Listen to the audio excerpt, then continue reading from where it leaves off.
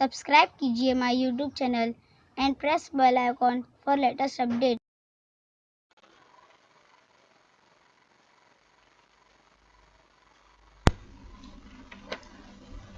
सबक नंबर 5, भरोसा।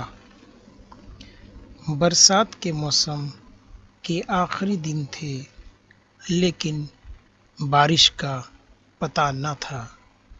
खेत सूख गए थे, नदी नाले खुश्क हो गए थे, इंसान और जानवर सब परेशान थे।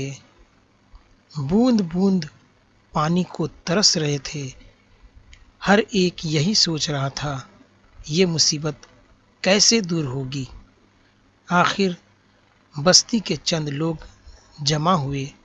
उन्होंने फैसला किया, आओ सब मिलकर अल्लाह से दुआ मांगे, बारिश के लिए उसके सामने गिड़गिड़ाएं। बस्ती से बाहर एक बड़ा मैदान था। ऐलान कर दिया गया कि कल बस्ती के लोग मैदान में जमा हो जाएं, बारिश के लिए दुआ मांगना है। दूसरे दिन बस्ती के लोग मैदान की तरफ चल पड़े। बच्चे, बूढ़े, जवान सब उस भीड़ में शामिल थे। हर शख्स परेशान था, यही सोच रहा था, क्या खुदा हमारी दुआ सुन लेगा? क्या बारिश होगी? उस भीड़ में एक बूढ़ा भी शामिल था। उसकी नज़र एक नन्ही मुन्नी लड़की पर पड़ी। वो अपने वालिद का हाथ थामे चली आ रही थी।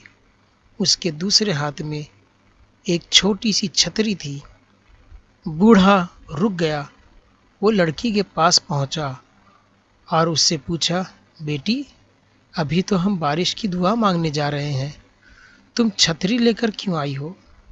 लड़की ने भोलेपन से जवाब दिया, अभी हम अल्लाह से दुआ मांगेंगे, जब हम लौटेंगे तो पानी बरसने लगेगा ना।